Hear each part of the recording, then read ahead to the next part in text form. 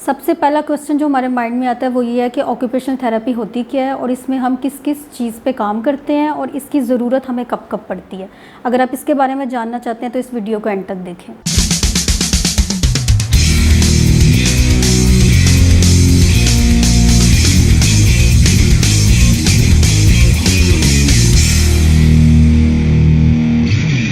अस्सलाम वालेकुम, I am Shanza Rashid. I am working as an occupational therapist in Cardinal Care Centre.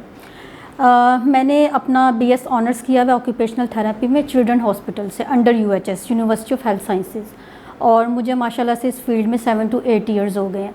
मैंने different disabilities के साथ काम किया है, different children with special needs के साथ काम किया है, जिसमें ऑटिज़म के बच्चे आ जाते हैं, जिसमें डाउन सिंड्रोम के आ जाते हैं, ग्लोबल डेवलपमेंटल डिले के आ जाते हैं, सेरिब्रल पॉलिसी के आ जाते हैं, और जितने भी और डेवलपमेंटल इश्यूज़ हैं वो सारे आ जाते हैं। अच्छा, सबसे पहले हमारे माइंड में जो क्वेश्चन आता है वो ये आता है कि ऑक्यूपेशनल थेरेपी क्या है, या एक ऑक्यूपेशनल थेरेपिस्ट इसमें क्या रोल प्ले करता है। ऑक्यूपेशनल थेरेपी पे हमारा जो मेन मकसद है वो ये होता है कि जब हमारे पास कोई क्लाइंट आ रहा है, कोई चिल्ड्रन विद स्पेशल नीड अगर बच्चा हमारे पास भी आ रहा है, तो हम ये देखें कि उसको किस तरह से उसकी लाइफ में हम इंडिपेंडेंट करें, कि वो अपने डेली के जो सारे टास्क हैं वो इंडिपेंडेंटली उनको परफॉर्म कर सके। जब हमारे पास कोई क्लाइंट आता है तो सबसे पहले हम उसकी हिस्ट्री टेकिंग करते हैं, फिर उसके बाद हम उसकी एवेल्यूएशन करते हैं और डिफरेंट टूल्स के साथ हम उसकी असेसमेंट करते हैं। असेसमेंट के बाद हम उसका एक प्लान बनाते हैं, और उस प्लान में हम जिस जिस एरिया में वो लैग कर रहा है उन सब के अकॉर्डिंग हम उसकी एक्टिविटीज़ एक डालते हैं, और फिर उसके ऊपर हम वर्कआउट शुरू करते हैं। अब हमारे जो एरियाज़ हैं उसमें आ जाती हैं ग्रॉस मोटर स्किल्स आ जाती हैं, फाइन मोटर स्किल्स आ जाती हैं, उसमें हमारे सेंसरी इश्यूज़ आ जाते हैं, उसमें हमारी activities of daily living skills आ जाती हैं, हमारी सारी प्ले थेरेपी आ जाती है। और अब first of all fine motor skills क्या है। फाइन मोटर स्किल्स में हमारे सारे हाथों से करने वाले काम है, जैसे राइटिंग हो गई और डिफरेंट हाथों में, जिसमें हमारे हाथ के सारे जो स्मॉल मसल्स हैं वो इन्वॉल्व हैं। यानी कि अगर हम खुद से पानी भी पी रहे हैं तो उसके लिए भी हमारे हाथों का एक्टिव होना ज़रूरी है।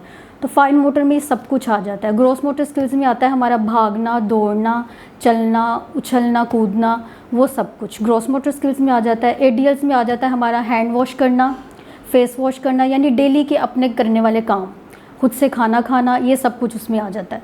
और सेंसरी इश्यूज़, बाज़ हमारे डिसऑर्डर्स ऐसे हैं जैसे स्पेशली ऑटिज़म, और इसके अलावा भी कुछ में है जो हमारे सेंसरी इश्यूज़ इन्वॉल्व होते हैं, यानी हमारी सारी सेंसेस बॉडी की, जिसमें हमारी हेयरिंग, विजुअल, ये सब जो सेंसेस हैं, इनमें जहाँ जहाँ पर लैक आ रहा होता है उसके अकॉर्डिंग हम बच्चे का एक सेंसरी डाइट प्रोटोकॉल बनाते हैं।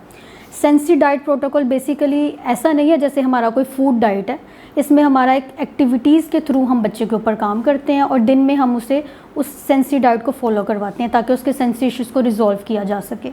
इसके अलावा प्ले थेरेपी है कि हम बच्चों को ये सिखाते हैं कि प्ले को कैसे हम यूटिलाइज़ करके लर्निंग की तरफ जा सकते हैं। और फर्स्ट ऑफ़ ऑल मैं आपको यही मैसेज दूंगी कि अगर आप जब भी ये फील करें कि आपके बच्चे में कोई लैक आ रहा है, कोई इशू आ रहा है, तो आप इसके लिए रीच आउट करें, आप डॉक्टर के पास जाएं, आप उसकी एवेल्यूएशन करवाएं और थेरेपी की तरफ आएँ। थेरेपी करवाने से ही इम्प्रूवमेंट आती है बेसिकली, और इंशाल्लाह हम फर्दर टॉपिक्स के साथ आएंगे और हर टॉपिक को आपके साथ डिस्कस करेंगे। For this time thank you so much.